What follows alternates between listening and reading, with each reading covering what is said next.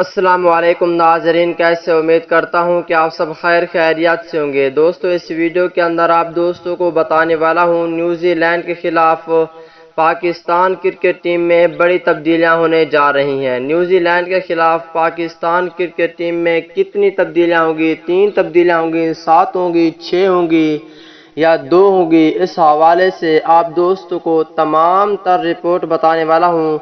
دوستو پاکستان ٹیم کے سچے اور پکے فینز ہیں تو اس ویڈیو کو لائک کریں، چینل کو سبسکرائب کریں، بیل آئیکن دبا کر آل پر لازمی کلک کر دینا ہے۔ تو دوستو بڑھتے ہیں ویڈیو کی جانب اور آپ دوستوں کو بتاتے ہیں اس حوالے سے مکمل تفصیل، اور آپ دوستوں نے نیچے کمنٹ سیکشن میں لازمی بتانا ہے کہ یہ سیریز پاکستان ٹیم جیتے گی یا نیوزی لینڈ۔ تو دوستو بڑھتے ہیں ویڈیو کی جانب اور آپ دوستوں کو بتاتے ہیں نیوزی لینڈ کے خلاف پاکستان کرکٹ ٹیم میں جو تبدیلیاں ہونے جا رہی ہیں۔ دوستو جیسا کہ آپ کو معلوم ہے کہ نیوزی لینڈ کے خلاف 7 میچز کھیلے جائیں گے، 4 T20 اور 3 ون ڈے میچز کھیلے جائیں گے۔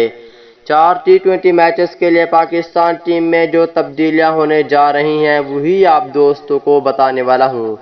دوستو سب سے پہلی اور سب سے بڑی تبدیلی یہ ہے کہ پاکستان ٹیم کے نیو ٹیلنٹ کھلاڑی حیدر علی کو پاکستان ٹیم میں موقع دیا جائے گا، کیونکہ کشمیر پریمیئر لیگ میں شاندار پرفارم کی ہے حیدر علی نے۔ اگر دوسری جانب بات کر لیتے ہیں دوسری تبدیلی کی، دوستو دوسری تبدیلی یہ ہے کہ شعیب ملک کو پاکستان ٹیم میں واپس لایا جائے گا۔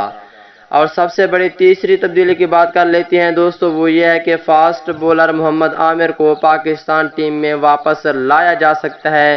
محمد عامر کا ابھی تک کنفرم نہیں ہے لیکن بہت ہی چانس ہیں۔ اس کے علاوہ اگر چوتھی تبدیلی کی بات کر لیتے ہیں دوستو، وہ یہ ہے کہ احمد شہزاد کو پاکستان ٹیم میں واپس لایا جائے گا، لیکن نیوزی لینڈ کے خلاف نہیں، اس کو لایا جائے گا T20 ورلڈ کپ 2021 کے لیے بیک اپ کے طور پر، یعنی جو کھلاڑی انجری ہوگا اس کی جگہ ہوگا۔